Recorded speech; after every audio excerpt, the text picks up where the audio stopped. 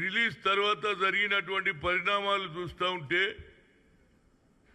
కొందరు పొలిటికల్గా అడ్వాంటేజ్ తీసుకోవాలని, అసలు లా అండ్ ఆర్డరే లేదు, ఇంకో పక్క కక్ష సాధింపు, ఇంకో పక్క సినిమా ఇండస్ట్రీ మీద ఏది పెద్ద దెబ్బ పెడుతున్నారని నా ఉద్దేశంలో మరి అల్లు అర్జున్ ఆలోచన చేయాలి.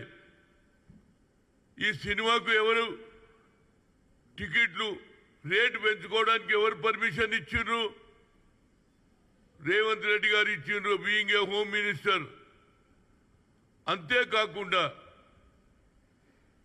ఆయన మాట్లాడినది అసెంబ్లీలో ఏమన్నాడు? పరిస్థితి మీద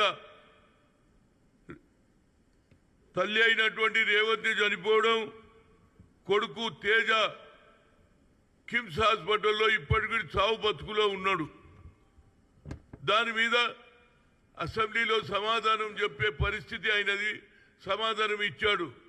దానికి మరి ఆల్రెడీ బెయిల్ మీద ఉన్నటువంటి అల్లు అర్జున్ ఎందుకు ప్రెస్ కాన్ఫరెన్స్ పెట్టిండని అడుగుతున్నా నేను.